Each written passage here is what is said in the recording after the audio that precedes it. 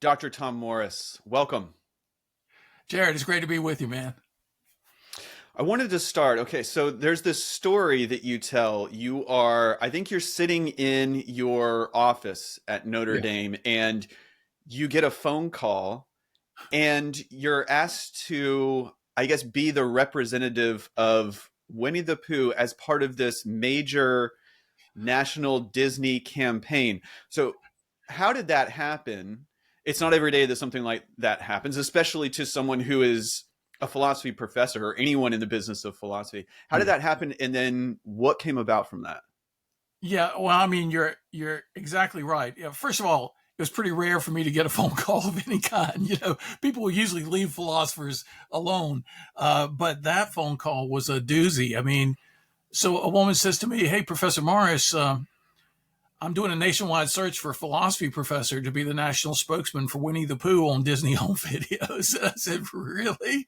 She said, "Yeah, we've searched the country coast to coast, all the major universities on the East Coast and the West Coast, looking for a philosophy professor with personality. And so far, we can't find one." And I said, "Oh, okay. And, well, why are Not you calling surprising. me?" Yeah, yeah. "Why are you calling me?" She said, "Well, had a lake weekend vacation with my dad.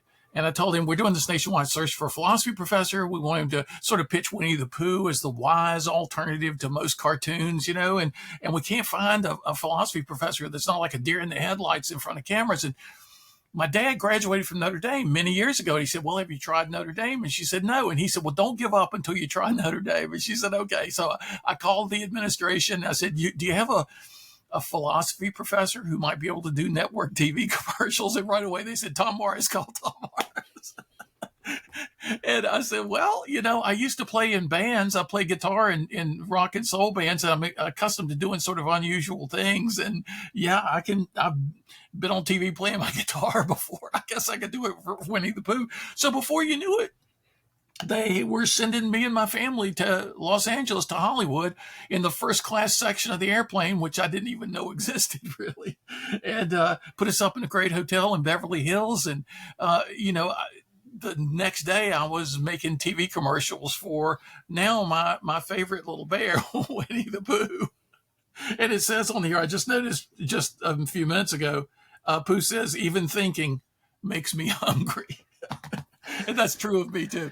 But yeah, so I made two network TV commercials for Winnie the Pooh, and I didn't get to write the script or anything. They wrote the script and sent it to me, memorized these lines, and then we got there and they changed the script. And they said, "Here, do this instead." And it's like, really? And so they recreated my Notre Dame office in Hollywood. And it was an amazing experience. My wife and I used to complain about how much Hollywood people got paid. Well, when I started getting checks in the mail, turns out that every time my commercial showed on network TV, I got $500. And they were showing it 5 or 6 times a day, week after week after week after week. It was unbelievable. And I think we made a difference for Winnie the Pooh as the world's wisest little bear. Uh, Unbelievable. And I have to think, if that sort of thing happened today and Yeah. someone needed to call philosophy departments all across the nation, I'm not sure who they could actually go to. It just so happened that in that era at that Yeah. university, you Yeah. were there and you had built up the skills and talent to do that sort of thing. That's so rare. Maybe a question that arises out of that is, why why isn't philosophy more popular than it is? Or maybe Yeah. there's some culture that I'm not aware of. I don't know, but it seems like it should Yeah. be more popular. But it's just, is it inherently the subject matter that just isn't marketable, that it just doesn't gain traction? Or in your experience, I mean, you seem to have cracked the code. But again, why is that so rare? Yeah. It's really interesting that probably the single greatest human need, which is wisdom, the wisdom to live a good life, is the one need most people don't even realize they have. And when I left university life in 1995, as a full professor, guaranteed job for life, to just go out and be a philosopher for people, everybody was saying, "Well, how do you know people are going to keep hiring you to give speeches? How do you know this is going to last more than 6 months?" And I said, "I don't. I just think it's something I'm supposed to do. But I had this view that ends up, I was a little bit wrong. I said, people are willing to pay for two things. They're willing to pay for what they want, and they're willing to pay for what they need.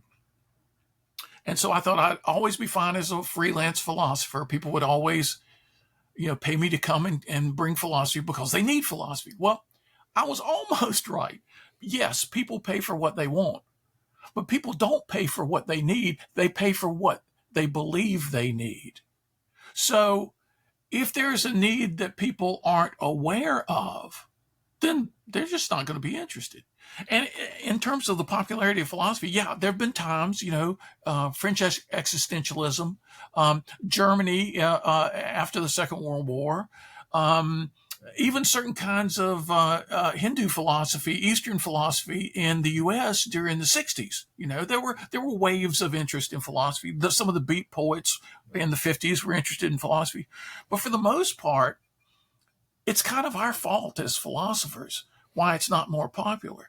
Because, philosophy done well involves hard thinking.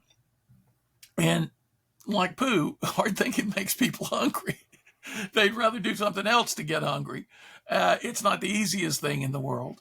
And we philosophers all too often take our PhD training and want to bring people what we as PhDs got excited about in seminar sessions, right? And that's not necessarily what the average person is interested in.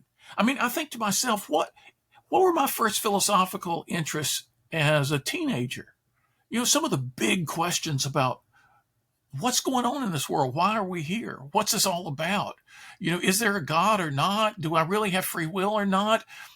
Are there values and ideals that should guide me in the world, or is it kind of all up to me to make up? This basic stuff we leave pretty far behind, and we get into the details of metaphysics and logic and epistemology and social and political philosophy, and we talk to people outside the classroom the way we would talk to people in the classroom. And for the undergraduate classroom, that doesn't even work, right? I mean, we talk to our undergraduates as we talk to each other when we were graduate students, and that just does not relate. We need to cross the bridge, go back to where we were in our own mindsets and say, what sparked our interest? How can we get people interested in thinking in a way that will benefit their lives? And I don't know, it just kind of came natural to me to do that at Notre Dame. So I never had attendance for my classes. I figured if I couldn't make it so good, they were afraid to miss it. I wasn't doing my job. And so I had, many years, an eighth of the student body. I'd have a morning class of 300 or 400 freshmen and an afternoon class of 200 or 300 seniors. And I just needed to make it riveting. I needed to make it so engaging and so much fun that they had to come, and that they would end up talking about what happened in class the rest of the day, maybe even the rest of the week, maybe even 5 or 10 or 20 years later, so that when they come up to me in hotel ballrooms or in coliseums after I've given a speech and say, I was in your class in 1983. And I'll say, what do you remember? It's amazing how much they remember, because I would use vivid imaginative hooks for all the abstract ideas. I would tell amazing stories. I'd tell funny stories. I'd use props. I'd use gimmicks. I'd do crazy things for 4 minutes to rescue the rest of the hour. And it stuck just like I hoped it would. We've got to remember human psychology as we do human philosophy.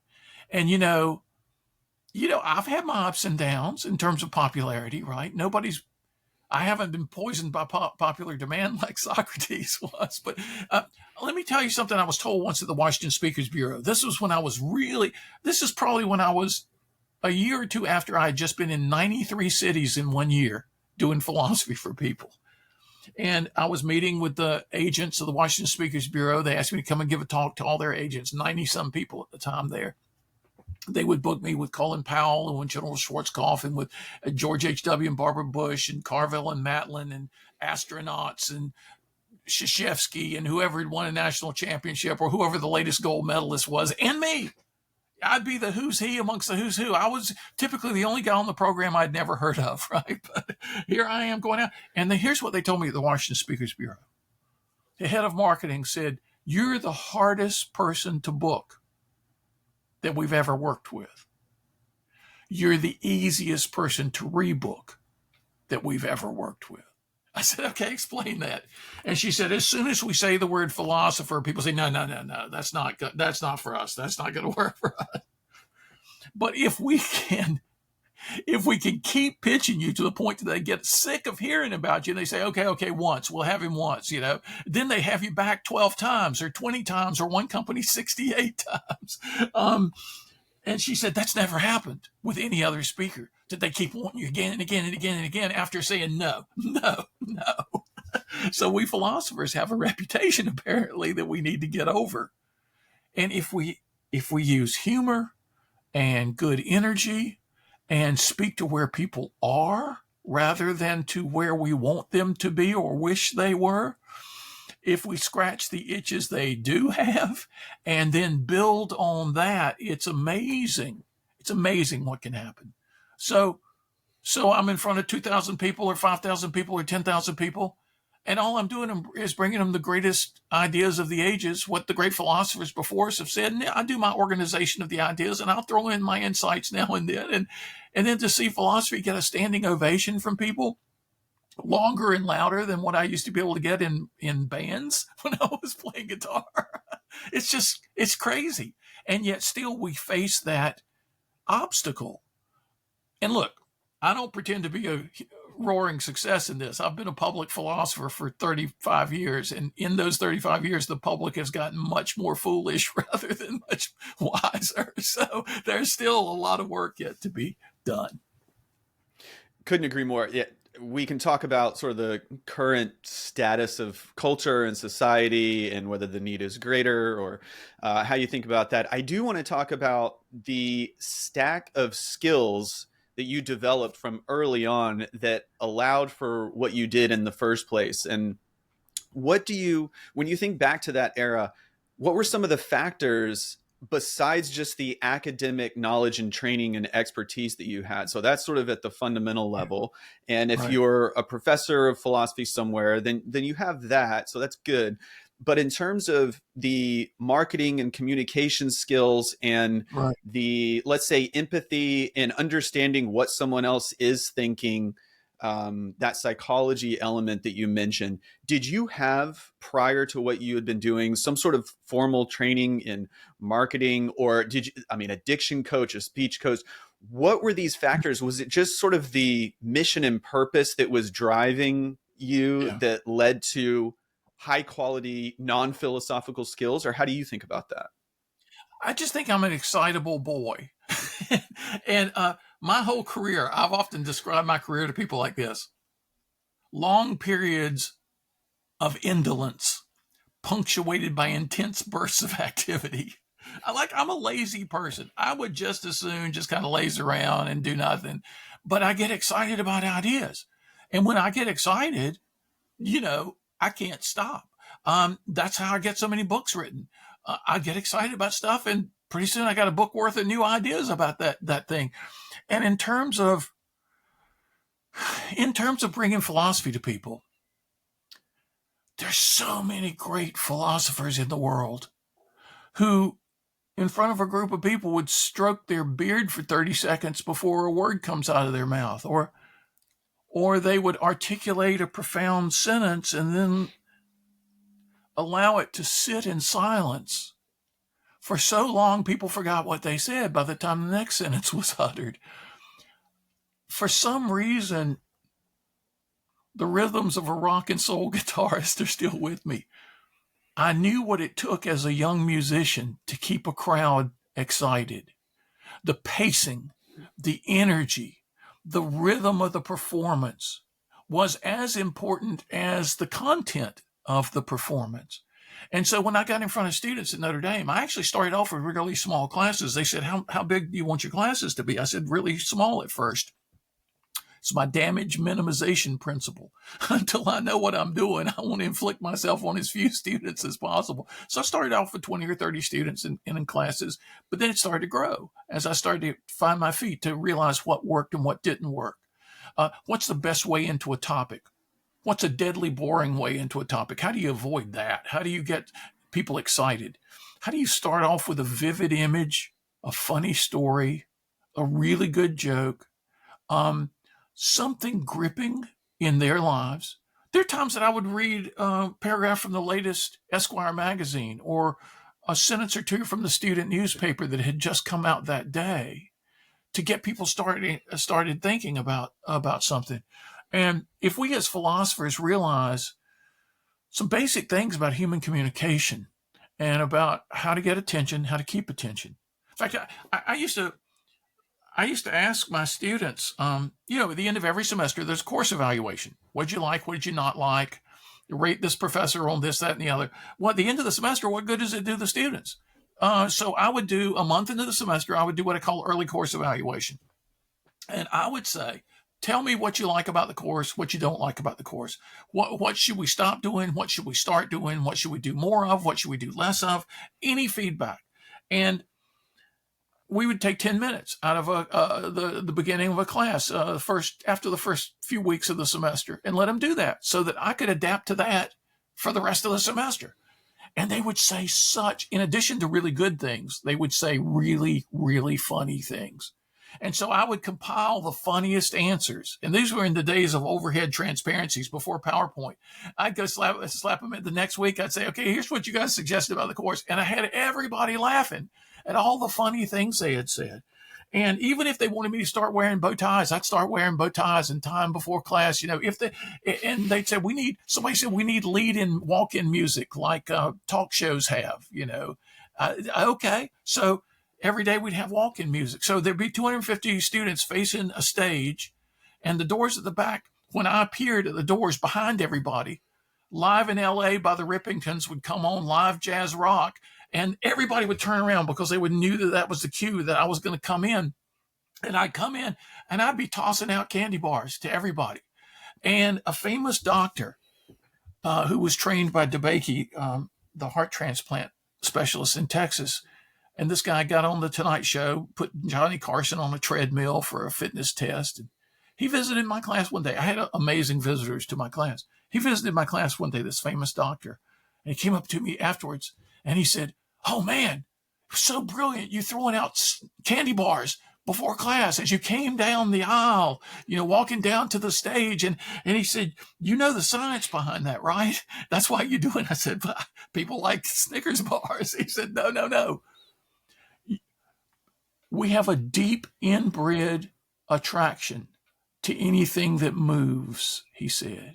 Anything that moves, we can eat it or it can eat us. And he said one of the deepest parts of the human brain is attracted to motion. You come in the classroom, you're walking, you're not on the stage before they get in there. You walk down the center aisle, and you're throwing out, your arms are moving, candy bars are flying through the air. That gets everybody's attention.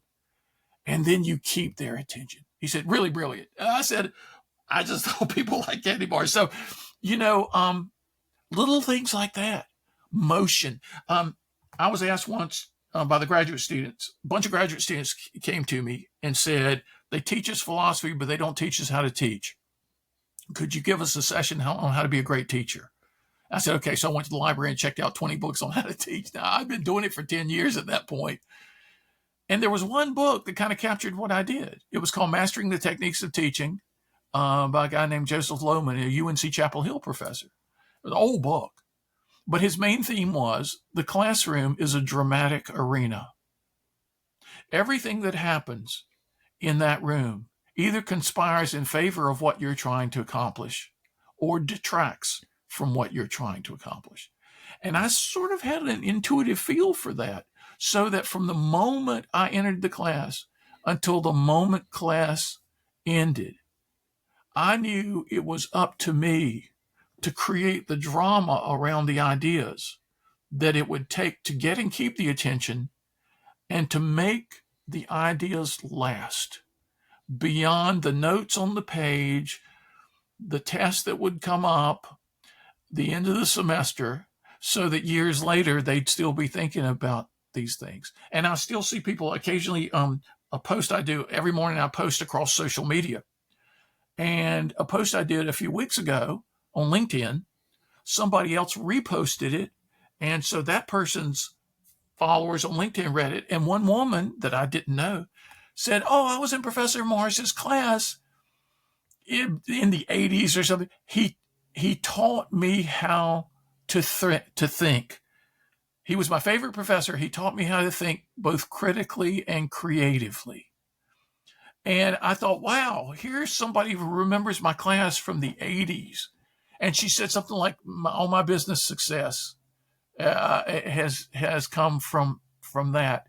And turns out she got a master's degree in something from Cornell in organizational, psychology or something in business, and went to work for General Electric and ran HR for a lot of their businesses. And here's a person who's made a huge impact on the business world from Philosophy 101 long, long ago. Amazing. On one of your points, I'll be talking to a couple stand-up comedians in future episodes and asking them about what their process is for the delivery and the wordsmithing, et cetera. So I'm anxious to get to that in the future. But I want to go back to one of the points that you made, which was your story of how you got into philosophy in the first place, and some of what was the draw. And you mentioned, originally you were just organically interested in the big questions. And I think that's a common story. At least it was for me. I just sort of naturally was curious, and I would start asking big questions. And I'm wondering I'll tell you my personal experience. When I was in academia, when I was doing my PhD studies, it felt like that was a common story of people getting into philosophy. But somewhere along the way, when you get into the cogs and machinery of academia, I'm not sure there's a way to cultivate that, at least in your studies. Maybe outside, when you're outside the classroom, outside the graduate study seminars, there's a way to have those conversations. But it seems like, again, inherently in academia, does that sort of thing just have to get killed because you have to sacrifice that on the altar of specialization? Is that a problem, or is that something that can be overcome? When you think of academia, at least back when you started and even currently, is that an inherent problem? Can we overcome that? How do you think about that? Yeah, it's an inherent problem. And yes, I think we can overcome it, but we have to be reminding ourselves and reminding our students all the time that what we're doing matters and why it matters, how it matters. And building those bridges, because it's hard for somebody in graduate school to do anything outside what they're being required to do, and to even have the mental time and space to remind themselves of the big issues and the way people normally think about these issues. We've just got our heads down, learning how to put more spin on that serve. I mean, when I first got into philosophy, it was like tennis. Philosophy was just the lobs and slams of argument. Somebody makes a point and you raise an objection, they answer that objection, then you respond to their answer, and you're back and forth across the net. And as a graduate student, you're just learning how to do that really well, and it's hard. It's really hard to analyze positions, to analyze reasons for positions in great detail, and to find any strong points or any flaws is hugely time consuming, and it takes a lot of your mental energy. And so, we get out of graduate school programmed in a way that 99.99% of the population isn't.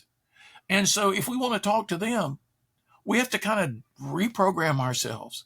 And it's really not easy.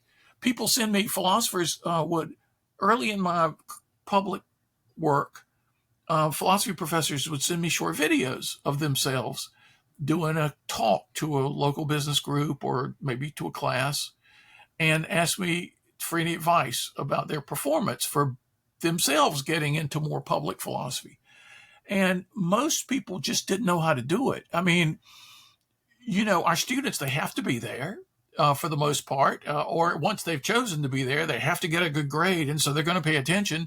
We don't have to be scintillating, they're going to do their part of getting down the stuff for the exam and all this. But when you're out in the world, people just don't have time for stuff that doesn't reach them and move them right away. Now, it's well known that if you ask kindergartners who here is an artist, everybody raises their hand. And if you ask high school students who here is an artist, maybe one person will raise their hand, right? So what does the educational system do to being an artist, to thinking of yourself as an artist? What does the educational system at higher levels do to people with their wonderment about the world? There's a sense in which we lose our own innate natural wonder as we diagnose it to death. And so we have to do something to counter that, to reach people in their own state of wonder or in their own state of having lost that wonder. How do we rekindle it in others if we haven't rekindled it in ourselves? So I challenge philosophy professors all the time and people in other disciplines as well. If you want to make a broad difference in the world, do great things in your classroom, but do things beyond your classroom too. Both contexts matter. And rather than taking two totally different skill sets, if you really want to make a difference in the classroom, you better be using some of that same public skill set, to really engage. Going back to the beginning where you were talking to local businesses because your classes and your messages were just catching on in the local community. Yeah.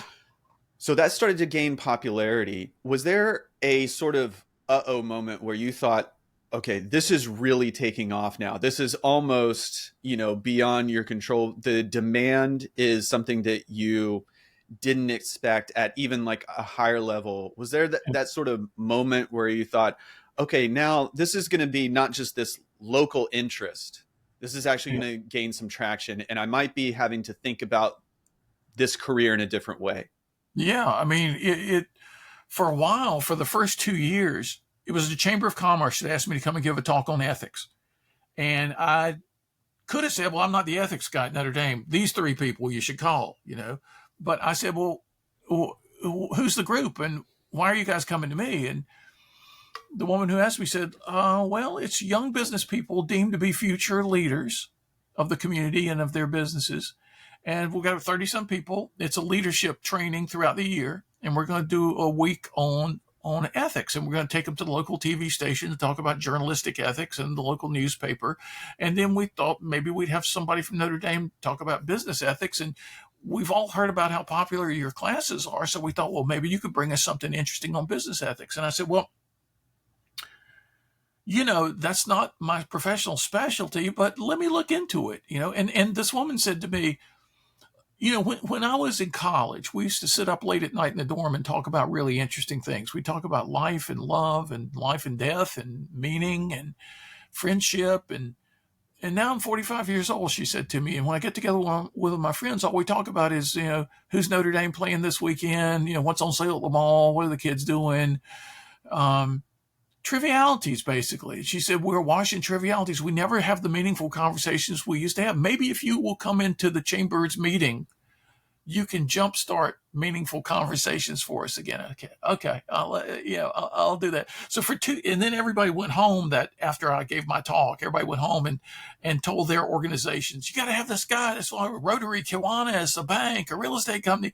For 2 years, I was giving free talks to everybody in South Bend, Indiana, because I didn't get into it to, make money or anything. I mean, if you get into philosophy to make money, you're probably not smart enough to be a philosopher, right? So that's not the reason I was doing it. But, and then people started saying, we got $50 for a speaker. Really? I mean, really? And then, more and more and more. And then it got to be a big thing. And my wife would pick me up at the airport, take me to Philosophy 101. I'd eat lunch, teach Philosophy 265. She'd take me back to the airport. There were actually days like that.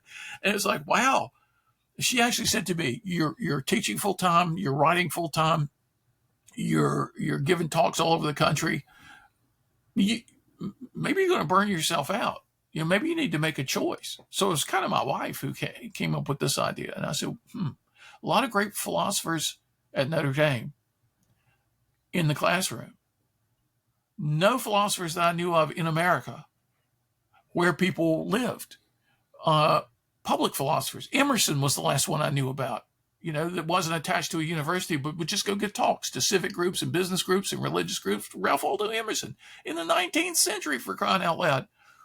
And I didn't even know at the time, he got the business of speaking started in America. It was his popular speeches, and then they'd have Mark Twain, and then they'd have Charles Dickens come over, and then there were these people who were writers, who were intellectuals, who became popular public speakers, and that kind of launched the business of public speaking. Well, I didn't know it was a business. I didn't, before anybody offered me $50 to give a talk, I didn't know people ever got paid for that. I was just doing it to make a difference for people, And at a certain point, I realized I started feeling a sense of calling, that maybe I should try the public thing. And to leave something that was the academic ideal. I mean, in my specialty, philosophy of religion, I was at the #1 department in the world. I was a full professor. I had a guaranteed job for life. The football players would come to my kids' birthday parties. I mean, we were like, and anytime anything interesting happened, not just Winnie the Pooh, but the learning channel called Notre Dame, we want to film a Notre Dame professor's lecture for our national broadcast. Okay, Tom Morris, go get Tom Morris. NBC Sports, we need somebody to speak to our sponsors after every or before every Notre Dame football game at a dinner. Yeah, call Tom Morris. It was like, so, to be at Notre Dame was a wonderful thing. Why would I leave that? Only because of a sense of calling. I actually wrote an article, long article in the Notre Dame newspaper, where I said, guys, I'm not leaving because I think I've found something more important than you. There is nothing more important than you. I'm leaving because you've prepared me to do something that needs desperately to be done in America. And without you, I wouldn't be able to do it. Thank you for these 15 years of being such amazing students of philosophy, that you've taught me how to bring philosophy to the broader culture. And one student came after a break, before I left, but after I kind of announced that I was going to leave. There was a break, maybe it was Easter break or something. Student comes back to campus, comes to my office, said, Professor Morris, I said to my dad when I got home, so sad, Professor Morris is leaving the classroom. And she said, you know what my dad said? I didn't realize he had seen you in a coliseum of thousands of people. He had seen you give a talk. He said, he's not leaving.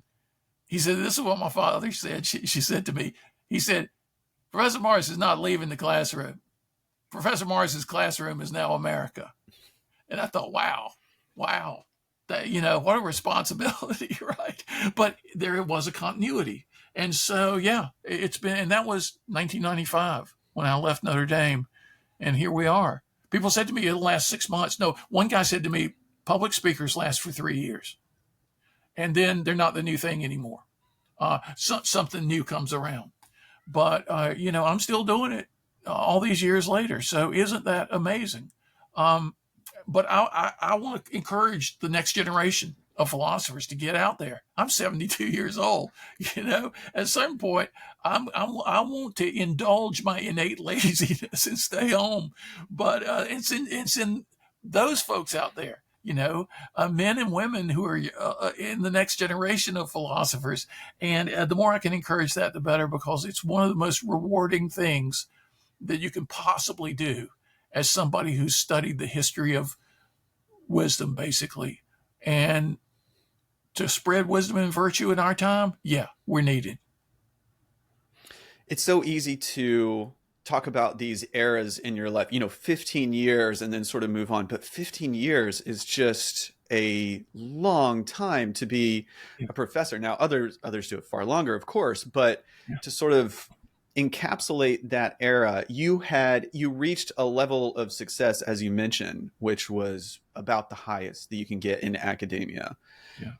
Then you started getting all these invitations, and the checks started coming in, right? Yeah.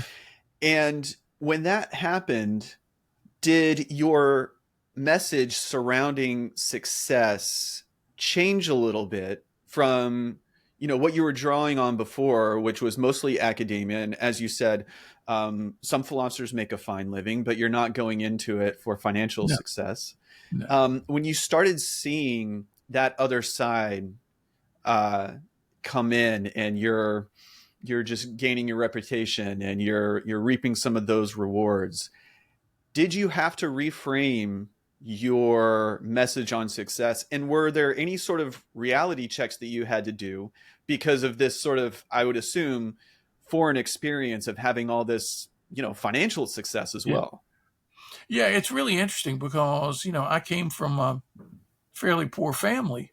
I grew up in a 800 square foot rented house on a dirt road, and it eventually was paved. But I remember we ate 2 meals a day. I mean, that's the kind of economic level we were at. And the kid across the street, who was a couple years older than me, he became a famous poet. And here I was, the kid on the other side of the street, I become a philosopher. Well, how did that happen? Well, in both our cases, our parents said there's no money for college, so you just have to get a job. And on our street, the jobs were the Liggett and Myers Tobacco Company or the American Tobacco Company. All the dads would come home in their khaki uniforms at the end of the day, and those who had jobs, you know. But then my high school, like the older kid, same thing happened to him. My high school nominated me for a scholarship. And I didn't even know what it was all about because nobody in my family had ever been to college on either side of the family. And it was a Morehead scholarship, now called a Morehead-Cain, which is modeled after the Rhodes Scholarship at Oxford. And it pays for literally everything, room, board, food, everything. Spending money, in addition to your tuition and all those kinds of fees, you end up with money left over. It's so generous when you graduate, rather than being in debt, having a student debt. So it was the generosity of these people who spotted me as a kid, is to give this kid a chance, and I've been trying to do that for other kids ever since. And so actually, you ask about success. So I was just driven to make the most of the opportunity that was given to me. And I'm always driven by the power of ideas. And so when I got to Notre Dame, I was interested in some stuff in philosophy of religion that nobody was talking about.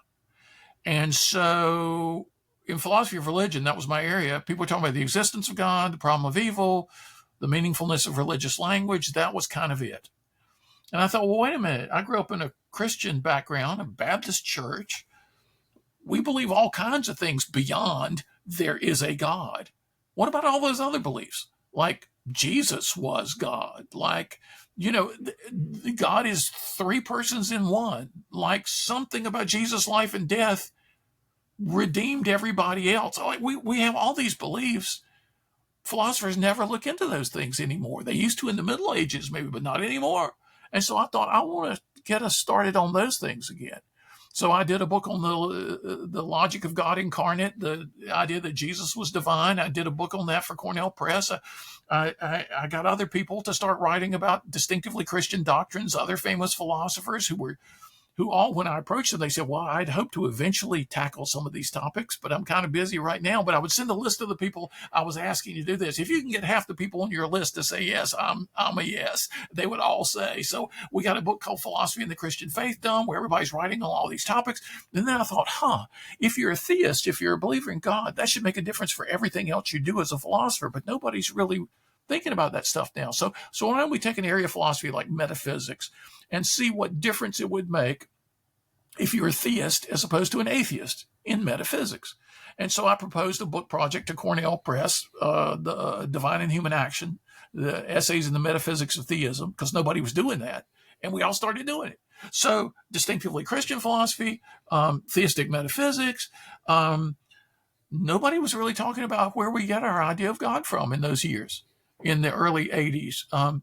There's the idea of God as a creator. There's a completely different idea of God as a maximally perfect being. How do those ideas relate to each other? Which one do you use? Where do they come from? And how do you adjudicate between them? So I started jumping into that. Nobody was talking about it. So the key to my early success was I got into things I didn't follow the herd. I was not just one sheep in the fold. I would sort of find something that was interesting, and I didn't care if anybody else was finding it interesting. I'd go do it. And then all of a sudden, I'm the only one doing it. And then other people start waking up to it, whichever of those topics it was. And graduate students would come to me and say, how come you're always the guy who knows the next hot topic before anybody else? I said, I don't know. I just follow my instincts, follow my intuitions, and I'm not afraid to tackle topics nobody's talking about. Most people in our careers were taught to find something that's hot, some topic in philosophy that's hot, and find some article that's written about it that you could critique, you could do an objection to, or do a little twist on, and you'll get published, and then you'll get hired, and you'll get promoted, and so you enter into a stream that's already flowing.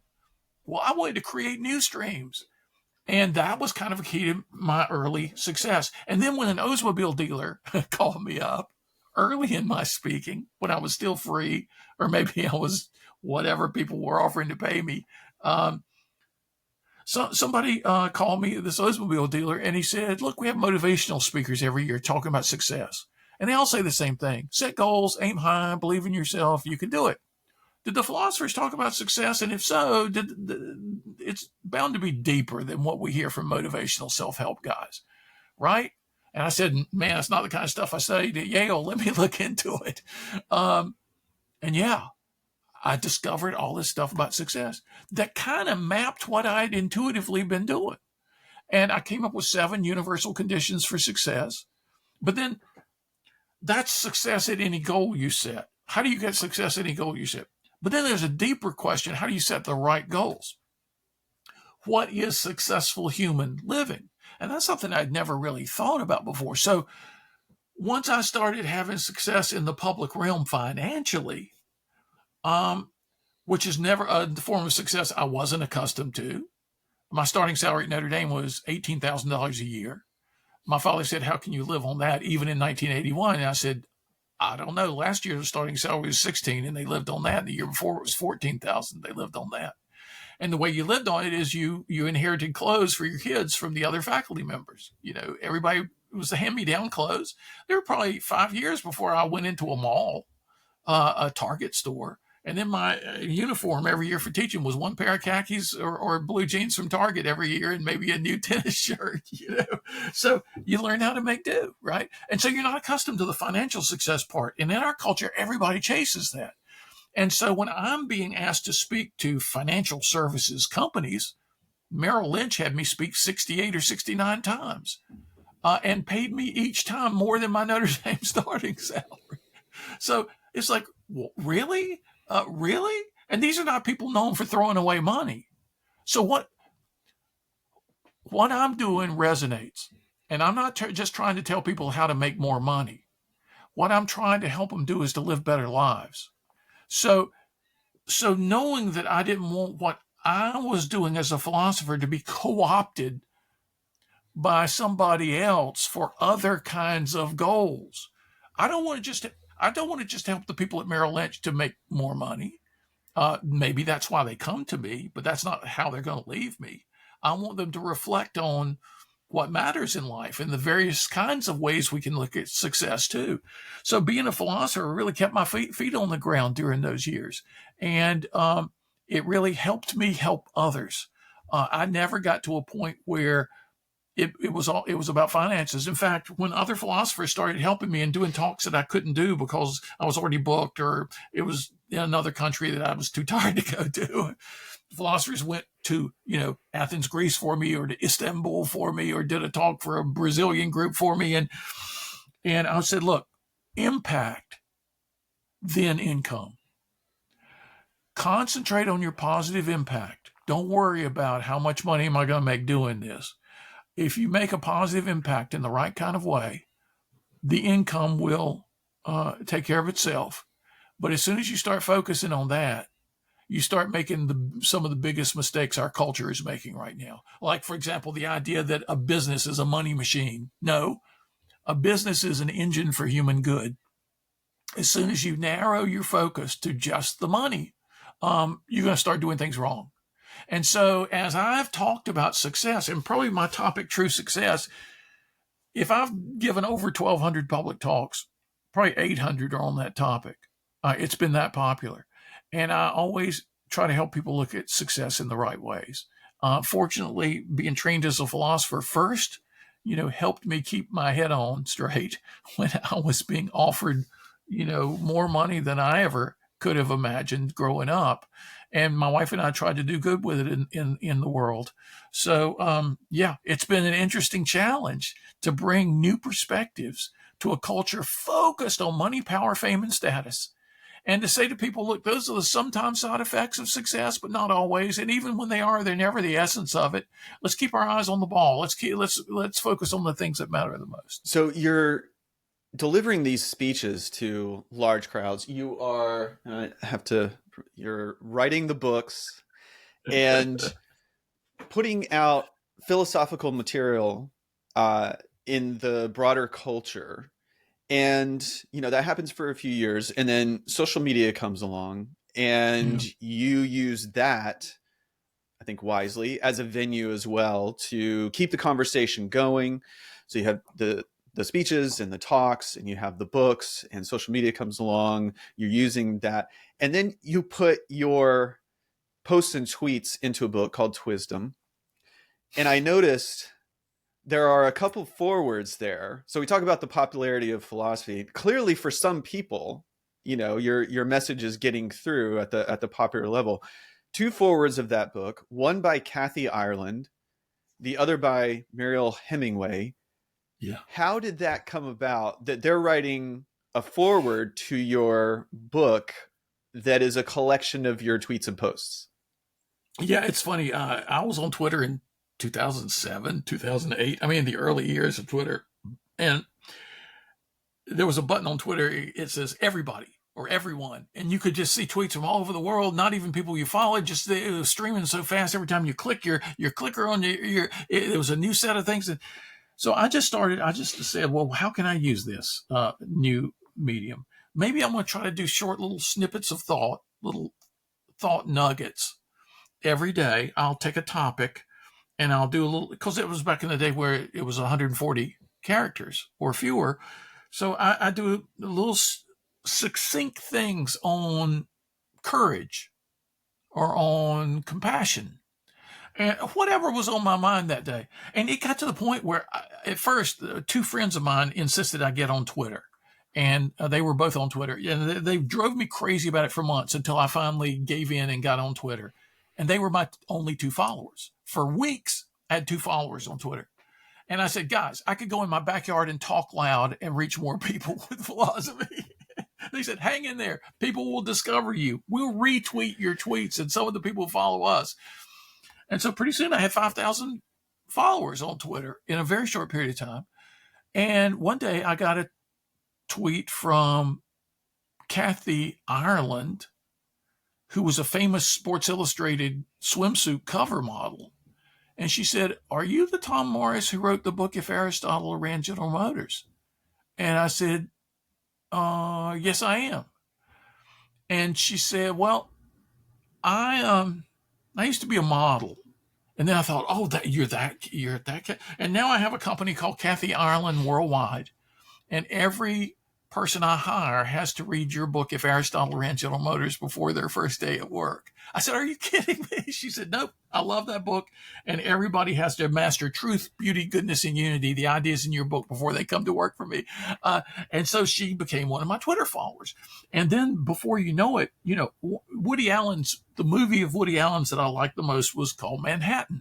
And the star of Manhattan was Mariel Hemingway. So one day, Mariel Hemingway pops up on my feed with a question or something. I think, wait, is this? And apparently she knew Kathy Ireland, and Kathy Ireland was following me, and Mariel Hemingway was seeing some of the retweets. And so, and all these other people, it's unbelievable. So they kept, one of them, I can't remember who it was first, said, you need to make your tweets into a book. I said, why? Because people can read them free here on Twitter. Well, yeah, but the ones that are months ago. And then we got to the point where people would say, tweet on courage. And I would do 20 tweets on courage. Tweet on challenge. I would do 20 tweets on challenge. I just sit, make my mind a blank, just go into kind of a Zen thing. What comes to me on courage, or what comes to me on the role of challenge in life? It could be any topic. People would ask me to do it, and I would do it on demand, And they said, oh, these have got to be a book. And I said, no. And then finally, both of them said, look, we'll write forwards to your book if you'll do. I thought, well, this is too crazy not to say yes to. I said, okay. So So I got the famous Sports Illustrated swimsuit model and the famous actress writing forwards to my book of short bits of wisdom, Twitter wisdom of Philosopher Ponders Life in 140 characters less. And Norman Lear, the famous TV producer, wrote a blurb for the back of the book. And it was like, what's going on here? That philosophy, something my mother kept asking me, and why are you studying? Who's ever going to pay you to know this stuff? Yeah, so that was a strange development, and so that book came out and got popular for a while, and I'm on social media ever since on at least 4 platforms: Facebook, Instagram, LinkedIn, Twitter. Every morning I'll post a short thought that I think might help other people think some interesting thoughts themselves that day, and just see if anybody picks up on it. Now, often it's great conversations. So I have to ask, I think the story involving your friendship with Norman Lear is so interesting, how that started in the first place. And I think there's some good lessons even there. But how did you get connected to Norman Lear of all people? When did it happen? What's the story there? Yeah, I mean, it's funny because I was a professor of philosophy of religion, and I saw in the South Bend Tribune, the local newspaper, there was going to be a new CBS sitcom called Sunday Dinner. And the premise of the show was going to be there's a big family full of people representing every religious and philosophical point of view you can think of. There's a Christian, there's a Jew, there's an atheist, there's a New Age mystic, and they all get together for Sunday dinner and argue with each other. I thought, well, this will be interesting from my point of view in philosophy. So I taped the first episode, came on summer, I think it was. And it was a good show. It starred the guy who played Fraser Crane's brother in a later the Fraser show, played Niles Crane. He was on the show. A woman who had played, I think, Superwoman in one of the Superman things, she was on the show. Robert Loggia, who's one of the older actors, who's very famous, was on the show. Great cast of people. And I thought it was good, but could have been better. So this is just me, Jared, but I pick up the phone and call the operator. Could you give me the Los Angeles operator? Okay. I had seen at the end of the show, Act 3 Productions. So I said, do you have a number in Los Angeles for Act 3 Productions? And the operator said, we got about 16 numbers. I said, how many can you give me? She said, 3. I said, okay, give me the first 3. And she did.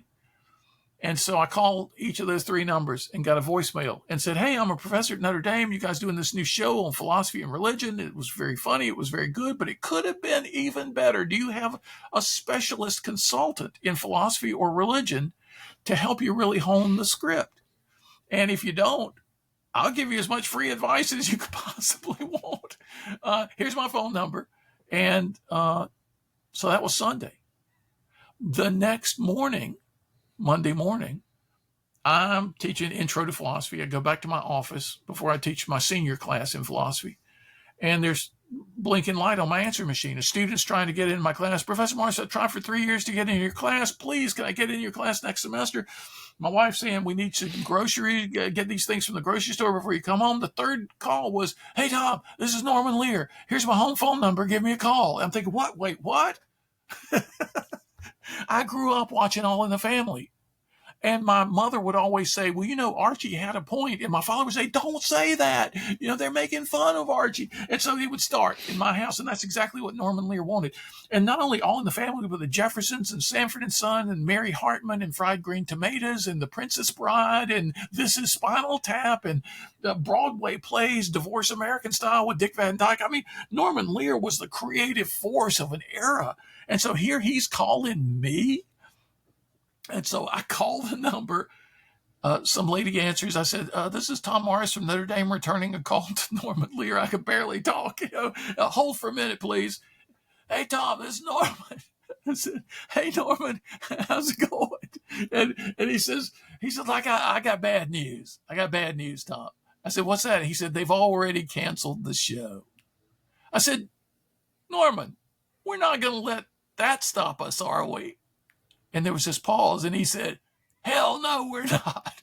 Hey, look, you send me everything you can about what you're doing, and I want to send you a bunch of stuff. Give me your home address, and I'll give you my home address, and let's start trading stuff back and forth, and we'll keep this conversation going. I said, okay. Next thing you knew, he was inviting me to his vacation house in Vermont. Next thing you knew, he was inviting me to a breakfast where Hillary Clinton was the speaker in New York City, where all the famous TV moguls were sitting around at the tables. He was introducing me to the presidents of all the networks. And then I was at his house, and then he came to my speech, two of my speeches. Then all of a sudden I was in his house in LA, and it was 32 years of being friends with this amazing television guy, Jewish guy in TV. Here I grew up a Baptist boy in philosophy, and you would think that that's the odd couple, and he would call me all the time.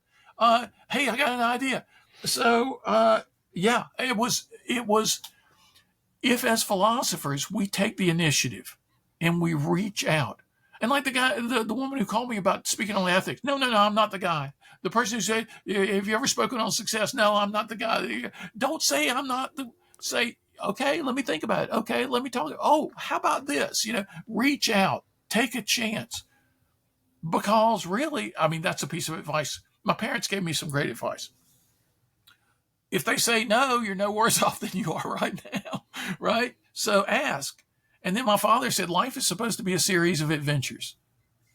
The ones you've already been on have prepared you for the next ones in ways you often can't even imagine. Be ready for the next adventure. Be ready to say yes. And you can take this to an extreme. You could be crazy about it.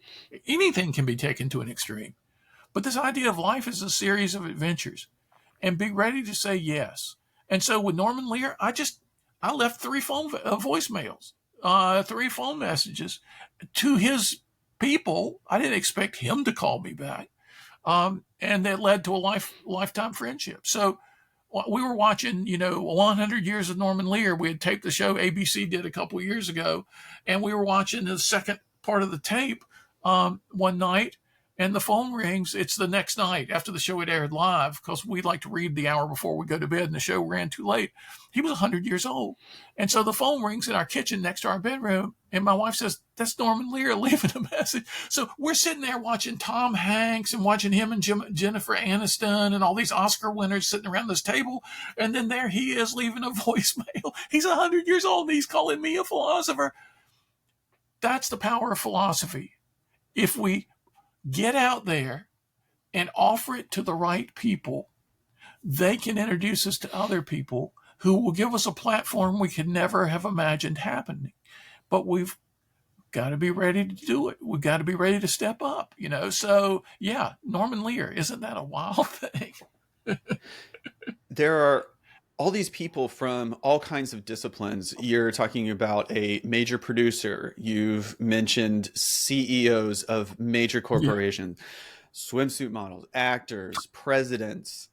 What would philosophers be surprised about when you tell them about your personal conversations with these people who are at that sort of level regarding their interest in philosophy? Clearly you're connecting somehow. So you can connect on a large stage in front of a large audience, but also on the personal level with people who have had, let's face it, many conversations with a lot of interesting people. What would philosophers be surprised about from those sorts of conversations and the appeal of philosophy in that sort of context? For the most part, the more successful people are, the more they've risen in their domain of profession, the more likely they are to be interested in philosophy. And the more likely they are to wish that they had studied more philosophy or some philosophy in college. The heads of these major companies weren't coming to me so that they could make more money. Sometimes they wanted their people to make more money, but they wouldn't invite me to dinner.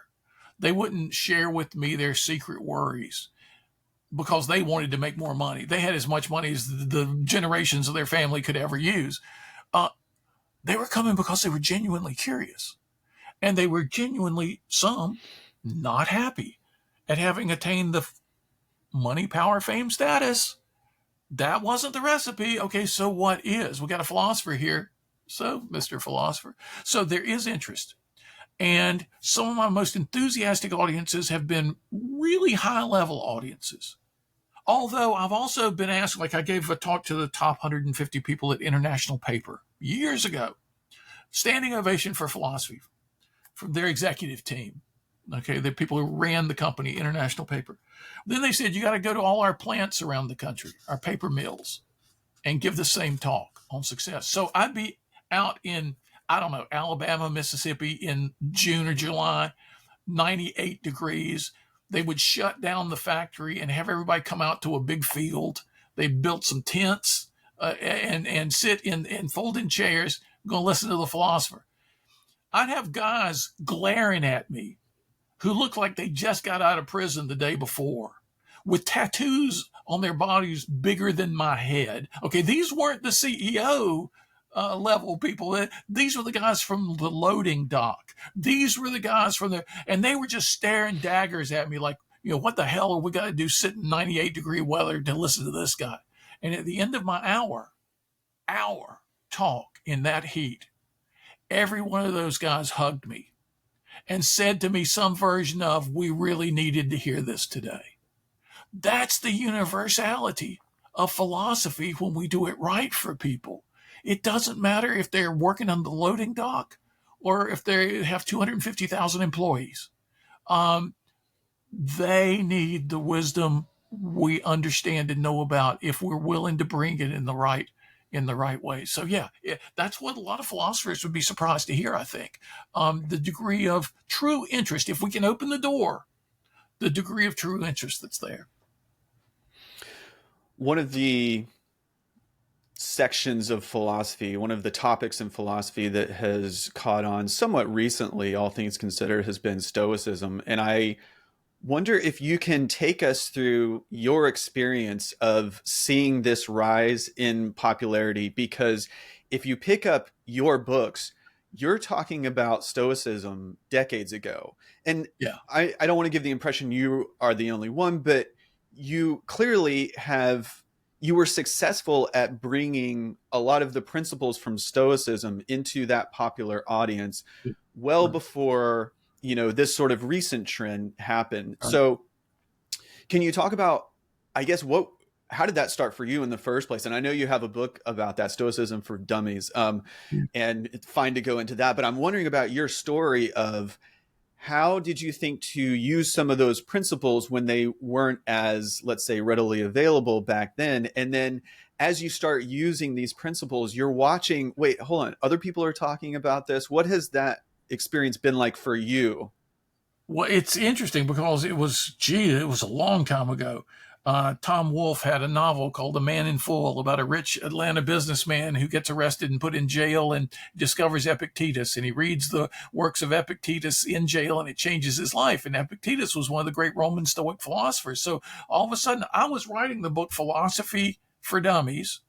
The Dummies people had asked me, they said they were going to launch lifetime learning. They weren't just going to do books like car repair for dummies and computers for dummies and gardening for dummies, but they were going to get into the humanities and the sciences. And they asked me and the head of the Metropolitan Museum of Art in New York, Thomas Hoving, they asked us to launch their new lifetime learning. He would do art for dummies. I would do philosophy for dummies. I was in the middle of writing that book, which was my Notre Dame intro course turned into a book. And my publisher, if Aristotle ran General Motors, different publisher called me, the editor called me and said, stop whatever you're doing. And you've got 3 months. We need you to write a book about Stoicism. Because Tom Wolfe's book is number 1 on the New York Times bestseller list, and it features Stoicism. Everybody's saying, "What's Stoicism? Who are the Stoics?" And so if you will write a short book in 3 months, 90 days, we will make it a New York Times bestseller. We'll put more promotion behind the book than we've ever done before. Well, I've got a deadline of Philosophy for Dummies. We just take off 90 days. You can still write your book 90 days. Okay. So on day 89, I turned in the book, The Stoic Art of Living. And the editor calls me back and says, I really don't know how to say this, but Wolfe's book fell off the New York Times bestseller list, and now our publisher's not interested in a book about Stoicism anymore. I forgot to ask for a contract. That shows how smart I am. I just written the book on spec, and they said, no, not interested. Didn't even look at it. And so there was a small publishing company in Chicago, Open Court Press, that used to do just serious philosophy, and they were doing more public philosophy stuff. So they had been asking me for a book for a long time. I'd done Superheroes in Philosophy for them, a series of essays, which that's kind of their niche in the marketplace. It was Seinfeld in philosophy, The Simpsons in philosophy, The Matrix in philosophy, all those and philosophy books. I did superheroes in philosophy with my son. And then they said, well, we want a monograph about something. I said, well, I got this book, Stoicism, that the publisher now doesn't want. They said, we'll do it. We'll do it. So it was a real small press, so it got almost no attention. But the people who did find it, one guy who ran UBS for half of America after running Merrill Lynch for a third of America, he said to me, it's the only book I've read 3 times through. Cover to cover, I read it, finished the last page and started the first page again. He said, everybody in financial services should read this book.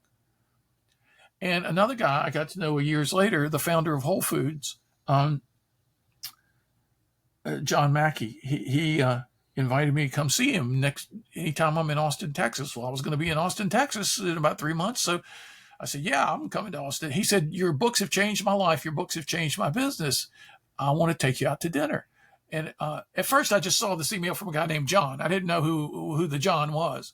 And I said, well, I'll be in 2 months. I'll be there for this date to this date. Oh, I'm in Dallas those days. If you can come a day early, you can spend the night at my house and we'll talk philosophy and I'll cook dinner for you.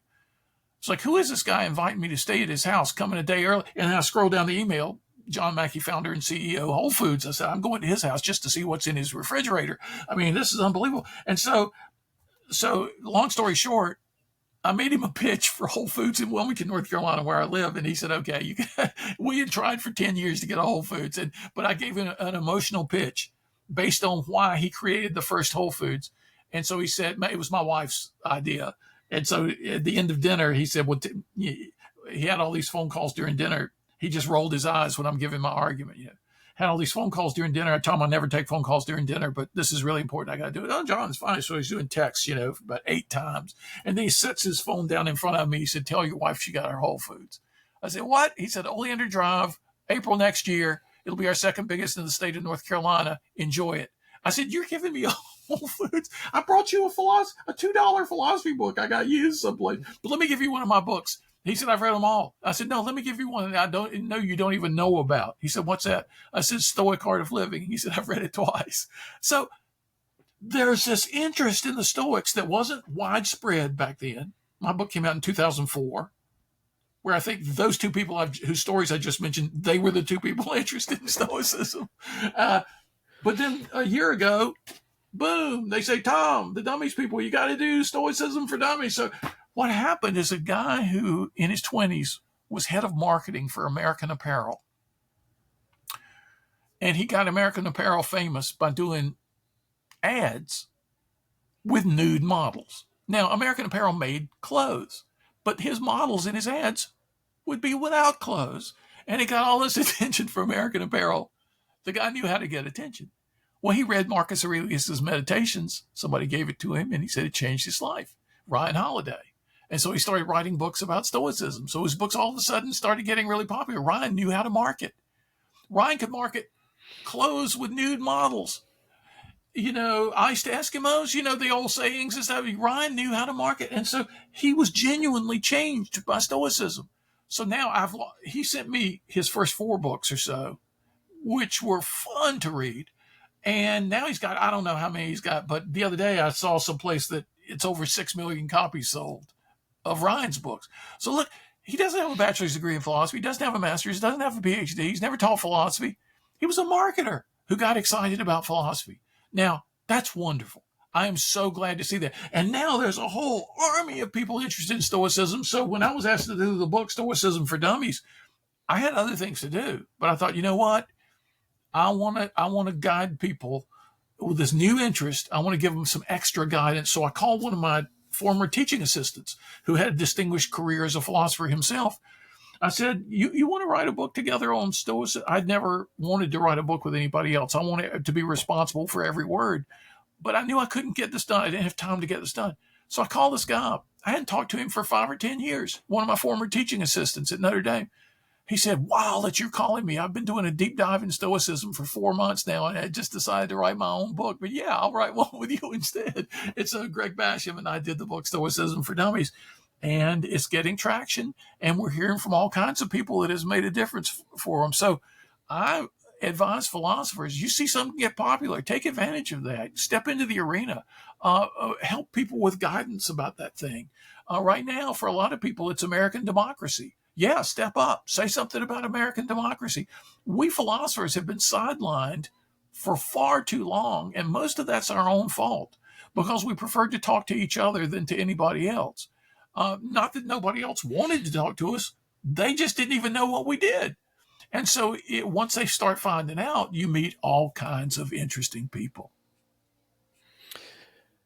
I'm sure some of our listeners are hearing these stories and keeping a tally of just a small portion of what you've done. The production level over these years is pretty astounding. Can I ask about daily habits, like a day in the life of Tom Morris? Everything from, is the environment important when you write? What time you get? Have you developed sort of systems for your output in this level of production over the years that, these principles that you can pass on to others that have become important to you?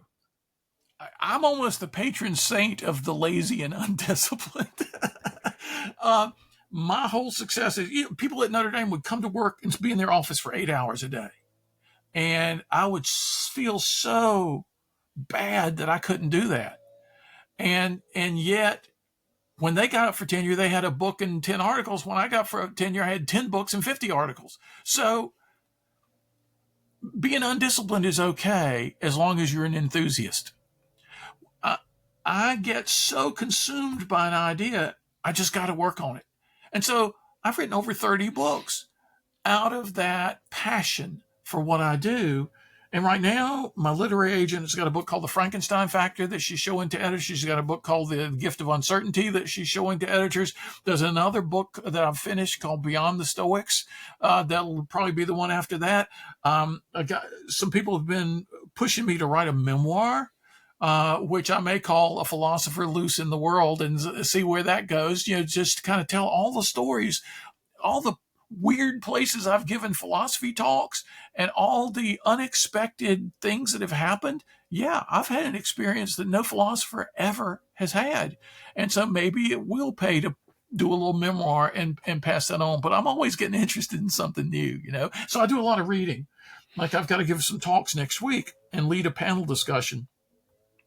And one talk on true success, a short talk, and a longer talk in front of a big group of really amazing people on my little book, The Everyday Patriot, How to Be a Great American Now. And then I got to lead a panel discussion with, I think it's David Ignatius, a political commentator and famous journalist, and it's the person who's CEO of Fast Company magazine and Inc. magazine, and who else? I've got all these CEOs and all these people who are on my panel, and I'm supposed to lead the panel. And so I'm reading all these extra books to prepare for that. So I always like to be prepared. But yeah, I don't have any routine, although I do have this. Some people can have on their earbuds and play music while they work. I can't. I need quiet. And so I come up to this, probably the smallest room in my house, my study, just littered with books everywhere, piles of books everywhere, but it's quiet. And I can really focus when I'm writing, and I can get an amazing amount done. I can get a draft of a book sometimes done in 3 weeks or 4 weeks. There are books that have taken me, there's a book that's taken me, I've worked on for 30 years. There's a book I've worked on for 20 years. There's a book, Plato's Lemonade Stand, that took me 15 years. I wrote 24 versions. But there are other books I've written in a month or two. I wrote The Gift of Uncertainty in 3 weeks, and it was a bad draft. It was the literary agent's reader said, it's too wordy, it's too complicated, it's too this, it's too that. And so I said, okay, thanks for the feedback. I'm going to rewrite it. And so I just did. So, for me, I don't have any real tips or tricks or techniques except get so excited you can't help but write about it. I think that's a great point. You mentioned there's a lot of editing involved. Can you talk at all about some of the more difficult difficulties that you've had either in writing or speaking or something, some of the challenges, because at this point it can seem like, well, you get up in the morning and you write a book. But I know that's, and you mentioned, I mean, maybe sometime you're in that flow state and that can Yeah. happen. But for people listening to this, what have been some of the occasions where it's actually been kind of a struggle, Yeah, where there are you've really struggles. had to overcome something mental, or how do you think about Oh, that? writing 24 versions of a book uh, to get it right and being convinced for a day or two, this is so great, I finally did it. And then a week later to realize, no, it's not what I wanted it to be. Um, and then you got to reconsider every sentence and every word in every sentence and every paragraph. And yeah, there are days that you're just slogging and you get disheartened. You know, your passion kind of wears thin for all the tedious detail it requires to make it really good. And you just have to remind yourself not to give up. Plato's Lemonade Stand that I mentioned, 15 years, 24 versions, 6 different titles, was rejected 44 times by publishers along the way. And they never mentioned a single problem with the book. We love this book. It's so wise. It's so full of wisdom. It's really changed the way I think about adversity and the troubles we go through. He's an amazing writer. Always loved his book. But we just don't think it would be big enough for us right now. In other words, they didn't think it would be a number one bestseller because it wasn't a topic that was trending. You know, how to deal with difficult change was the topic. And again, I wrote it came out months before the pandemic, but I'd been working on it for 15 years. And early in those 15 years, when I had my early versions, things were going good. Some of those years, nobody was worried about adversity, and then when the Great Recession hit, well, the publishers weren't going to publish a lot of books anyway because they were cutting back, to survive the recession. So yeah, there are days you get discouraged and you just say, one foot in front of the other. Winston Churchill's, never give up is something that we have to internalize.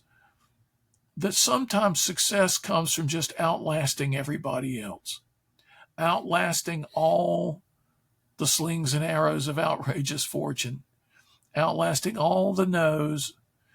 Just everything takes longer than you think it's going to take. Everything is harder than you think it's going to be. We're not here for easy and quick. We're here to be formed in our own personalities, and that requires challenge and struggle. So yeah, I'm excited about stuff. And that gets the initial draft done. And then it's the hard work. But if I don't maintain the passion, I'm never going to persevere. And so I still have probably 10 or 20 books in files on my computer that may or may not ever be a book. I got excited about them, wrote a little bit. Something happened, and I never stuck with it. Well, we're gonna have false starts. Everybody's gonna have false starts. And there are times when I get so many invitations, I can't even handle them all. And there are other times when everybody who booked me for speeches, they're all retired or they've passed away. And I'm 72 years old. I've outlived a lot of my customers, right? So there'll be years that there's a dip in your invitations to come out and be a philosopher in public. So what do? You take those dips and prepare for write the next book. You're not on airplanes all the time. Write the next book. So I would tell other philosophers, you've got to have a sense of the importance of what you're doing.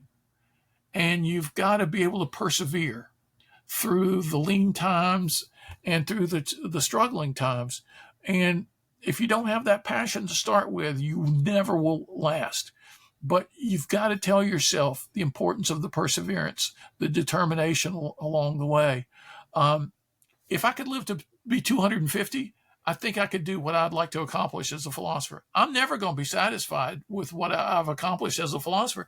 I wish every speech of mine there was the equivalent. I grew up in the Billy Graham years, where Billy Graham, the great crusading evangelist, would fill a stadium with thousands of people and have an altar call at the end. Everybody come forward, say, I believe, everybody come forward, give your life to Jesus. The buses will wait. That was a phrase of his. He'd use it every one of his big, evangelistic meetings. The buses will wait. I kind of wish I could do the philosophical equivalent of that with every group I've ever spoken to. I want to change their lives. I want them to come forward. I want them to say, I believe the buses will wait, I'm not convinced I've managed to do that on the level I've wanted to do it in my own life. I rarely give myself an A+ for anything. I'll say, hey, that was an A, or that was an A-. I could have done better. But I'm always striving to get better. I'm always striving to do better for people. And you've got to have that attitude too, that you never say, I've arrived, I've done everything I've wanted to do. What's the fun in that, right? Always a new challenge. So maybe to wrap things up, is we've talked about a lot in this conversation, but is there still a market for the upcoming generation? Are companies still looking for the kinds of things that you have been offering over the decades? Are people in general still looking for that sort of thing? What sort of opportunities do you think are there for this next generation who might want to do public philosophy in some kind? It won't necessarily be easy, because what the Washington Speakers Bureau experienced, probably the next generation is going to experience too. Oh, as soon as we tell them you're a philosopher, they say, no, we don't need a philosopher. There's still going to be a big measure of that. You got to figure a way to break through. You got to figure a way to get people's attention. Sometimes it's using social media. If you post things that people find interesting, maybe my executive team needs to hear that. Maybe my sales team needs to hear that. Maybe hey, do you give talks? Sometimes it's going to start small. You're going to go out there and offer your goods as a philosopher and just find a big yawn meeting you, right? And so you say, okay, now I've hardly ever thought of marketing myself. Ryan Holiday is a master in marketing. And so he's reaching a ton of people. Now, his books, there are philosophers who will read his books and say, well, there's not much philosophy here. He just tells a lot of stories about a lot of famous people and this little dollop of philosophy here and there. Well, maybe that's how you get people started, right? And so figure out how you best can break through, and then be persistent and patient. Two things that are real hard for a lot of us. And I think with every new generation, there's going to be a new need for wisdom, and there's going to be a new crowd of people excited about wisdom. And so it's just how to reach them. And with AI coming, with other technological advances coming, figure out how in that world we can make a difference for good. We can remind people that it's not just the technology, it's the telos, the purpose, the goals that we need to have to use the technology well. Those two Greek words, techne and telos, we're all about techne in our society right now. We need to be about telos too, or the techne is going to go wrong. If we want the technology to work for us, not against us, we've got to have a sense of teleology, a sense of purpose, a sense of meaning, a sense of value in how to guide what we do and guide the use of technology in our lives. And we philosophers need to have a voice for that. You've mentioned some of it already. What is coming up for you? Books, where you'll be? Yeah, I've got... I'm doing some great talks for a private group next week that I first spoke to in February. A bunch of astronauts, a bunch of ambassadors, a bunch of company founders, university presidents. It's an amazing array of people, a few hundred people who get together for an off-the-record weekend a few times a year. And I get to bring some stuff to them next week. That's going to be a lot of fun. I got 2 books out there that editors are looking at. Who knows what one of the AI pioneers is talking with me about helping him bring AI to companies in a way that's humane and wise, so that people don't find it a threat, but a powerful tool they can use well. So who knows what's next? My dad, life is supposed to be a series of adventures. I'm ready for the next one, whatever it might hold. Dr. Tom Morris, everyone, thank you for coming on. And you mentioned, but remind people where they can find you. Oh, Tom V as in Victor, my middle name, tomvmorris.com. All my books, my novels, my nonfiction philosophy books, other things about what I'm doing. I'd love for people to, first page, the About page, click to join me on social media. I'd love to continue this conversation with anybody who sees our podcast or hears it. Come join me. Let's philosophize together. I appreciate it. It's been so fun getting to know you. Thanks for the time here. I loved our conversation when we had lunch out there. So hope to continue in that down the road Yeah, sometime. man. Thanks so Thank you. much, man.